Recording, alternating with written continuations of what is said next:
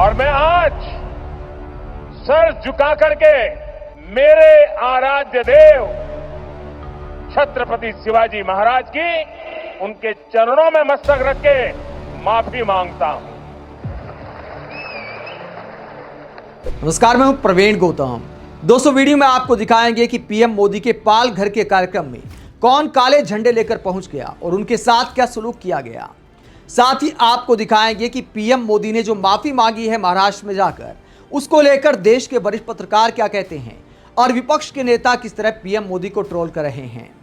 पहले बात करते हैं माफी की। पीएम मोदी ने जिस अंदाज में माफी मांगी, उसको लेकर भी सवाल खड़े हो रहे हैं। और ये हमारे संस्कार है।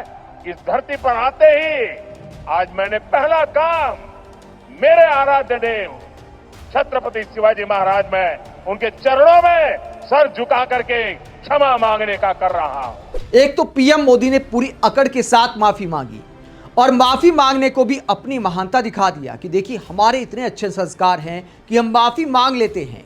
ऐसा लगा कि माफी मांगकर भी एहसान जताया जा रहा है कि देखिए, मैं तो माफी मांगना जानता हूं, लेकिन विपक्षी नेता माफी मांगना नहीं जानते। मैंने तो छत्रपति शिवाजी महाराज को लेकर माफी मांग ली, विपक्षी नेता वीर सावरकर को लेकर माफी कब मांगेंगे। यानी वीर सावरकर और छत्रपति शिवाजी महाराज को बराबर लाकर खड़ा कर दिया पीएम मोदी ने। इसी धरती के लाल वीर सावरकर को अनाप शनाप गालियां देते रहते हैं, अपमानित करते रहते हैं, देशभक्तों की भावनाओं को कुचलते हैं। वीर सावरकर को गालियां देने के बावजूद भी माफी मांगने को जो तैयार नहीं है। कांग्रेस की विचारधारा में वीर सावरकर पर आरोप लगाया जाता है कि वो पेंशन लेते थे अंग्रेजों से। कई लोग उनको वीर मानते हैं, कई लोग माफी वीर मानते हैं। ये एक बहस का विषय है। लेकिन पीएम मोदी जब इस अंदाज में माफी मांगते हैं कि अपनी तारीफ करते हैं कि देखिए, मैं माफी मांग रहा हूं, तो पीएम मोदी की इस अंदाज पर वरिष्ठ पत्रकार राहुल देव कटाक्ष करते हुए क्या कहते हैं। ये ओजस्विता, ये तेजस्विता, ये प्रताप, ये वीर भाव, ये गर्वंत भाल आराध्य देव के प्रति ये विद्युत सा कड़कड़ाता भक्ति भाव, ये देदीप्यमान मुखमंडल, किसी ने अपने आराध्य से ऐसे विगलित हृदय, मन, स्वर और विनीत मुद्रा में क्षमा याचना न की होगी। चरणों में लौट जाने की इच्छा हो रही है, इस अदा पर लुट जाने की तमन्ना जग रही है। तो राहुल देव कटाक्ष करते हुए कहते हैं कि शायद इतने विनम्र भाव के साथ किसी ने अपने आराध्य देव से माफी नहीं मांगी होगी। ये कटाक्ष करते हुए कहा जाता है क्योंकि पीएम मोदी के चेहरे पर बिल्कुल विनम्रता दिखाई नहीं देती। पूरे गुरूर में माफी मांगते हैं, अपनी बड़ाई करते हैं कि देखिए कितने अच्छे संस्कार हैं मेरे, खुद की तारीफ करते हैं कि देखिए हमारे अलग संस्कार हैं, हम माफी मांग लेते हैं। और साथ ही वीर सावरकर का मुद्दा उठाने पर वरिष्ठ पत्रकार सोहित मिश्रा क्या कहते हैं। महाराष्ट्र के पत्रकार सोहित मिश्रा पीएम मोदी की माफी में भी राजनीति को लेकर क्या कहते हैं, जरा सुनिए। नरेंद्र मोदी जहां छत्रपति शिवाजी महाराज की प्रतिमा ढह जाने के लिए माफी मांगते हैं, तो उसी वक्त सावरकर को लेकर हो रही राजनीति का जिक्र करते हैं। क्या मोदी छत्रपति शिवाजी महाराज और सावरकर को एक बराबर मानते हैं? क्या महाराज की मूर्ति बनाने में हुए घोटाले पर वो सीधे तौर पर माफी नहीं मांग सकते थे? पीएम मोदी सावरकर का जिक्र कर मामले को एक नया एंगल देना चाहते हैं, लेकिन हकीकत यह है कि प्रधानमंत्री की मौजूदगी में भ्रष्टाचार कर छत्रपति शिवाजी महाराज की प्रतिमा को बनाया गया और वो मूर्ति 8 महीना भी नहीं टिक पाई। सबसे बड़ी बात, कोई नेता इसके लिए गिरफ्तार नहीं हुआ, किसी ने इस्तीफा नहीं दिया। काश इन्होंने शिवाजी महाराज को पढ़ा होता, पता चलता कि महाराज ने अपने स्वराज्य को कैसे चलाया था। तो ये सोहित मिश्रा कटाक्ष करते हैं कि पीएम मोदी को साफ तौर पर माफी मांगनी चाहिए थी और जवाबदेही तय होनी चाहिए। अगर भ्रष्टाचार की वजह से मूर्ति गिरी है तो जवाबदेही तय होनी चाहिए, जिम्मेदार लोगों को जेल जाना चाहिए। वहीं इस पूरे मसले पर बार बार जो पीएम मोदी माफी मांग रहे हैं, तो क्या पीएम मोदी कमजोर हो गए हैं? क्या अब धर्म की राजनीति से काम नहीं चल रहा? वरिष्ठ पत्रकार रणविजय सिंह पीएम मोदी की ऐसी मजबूरी को लेकर क्या कहते हैं। क्या दिन आ गए हैं? मोदी माफी मांग रहे, कंगना को डांट पड़ रही, वक्फ बोर्ड बिल फंस गया, लैटरल एंट्री पर ब्रेक लग गया, ब्रॉडकास्ट बिल ठंडे बस्ते में गया, पेंशन स्कीम में बदलाव हो रहे, एकदम से वक्त बदल गया, हालात बदल गए। तो ये दिखाता है कि बीजेपी 240 की जो सरकार है उसमें पीएम मोदी कितने कमजोर हो गए हैं। वहीं विपक्षी नेता भी इसे लेकर पीएम मोदी को ट्रोल कर रहे हैं। प्रियंका चतुर्वेदी क्या कहती हैं? प्रियंका चतुर्वेदी कहते हैं कि पब्लिक के भारी गुस्से के बाद माफी आई है।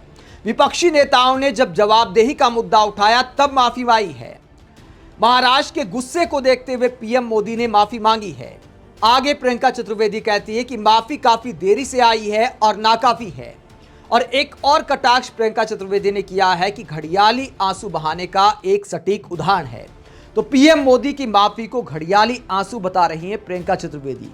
हालांकि पीएम मोदी की आंखों में कोई आंसू दिखाई नहीं दे रहे थे। वो माफी मांगने को भी ऐसे दिखा रहे थे कि मानो खुद की तारीफ कर रहे हैं कि देखिए मैं कितने अच्छे से माफी मांग लेता हूं। वहीं कांग्रेस प्रवक्ता सुप्रिया श्रीनेत पीएम मोदी की माफी को लेकर क्या कहती हैं? सुप्रिया श्रीनेत कहती हैं कि छत्रपति शिवाजी महाराज के अपमान का बदला तो महाराष्ट्र जरूर लेगा, लेकिन आज महाराष्ट्र की जनता और विपक्ष के घोर विरोध के आगे नरेंद्र मोदी को नाक रगड़कर राष्ट्र गौरव शिवाजी जी से माफी मांगनी पड़ी। लेकिन सबको पता है कि माफी नहीं ढोंग है, वरना इस पाप के जिम्मेवार मुख्यमंत्री और उप मुख्यमंत्रियों को बर्खास्त कीजिए। तो यहां पर सीएम और डिप्टी सीएम पर कार्रवाई की मांग कर रही हैं सुप्रिया श्रीनेत और इसे ढोंग बता रही हैं। दोस्तों, पीएम मोदी ने आखिरकार माफी क्यों मांगी? क्योंकि महाराष्ट्र में एक तो चुनाव है और जनता में भारी गुस्सा है। विपक्षी नेता लगातार इसे मुद्दा बना रहे हैं और पीएम मोदी के इवेंट में भी इस बात का असर दिखाई दिया। इवेंट में कुछ लोग काले झंडे लेकर पहुंच गए। कांग्रेस के कार्यकर्ता काले झंडे लेकर पहुंच जाते हैं। ये तस्वीरें आप देख सकते हैं, पीएम मोदी के रैली स्थल के बाहर की ये तस्वीर है, जहां पर पीएम मोदी को काले झंडे दिखाए जाते हैं।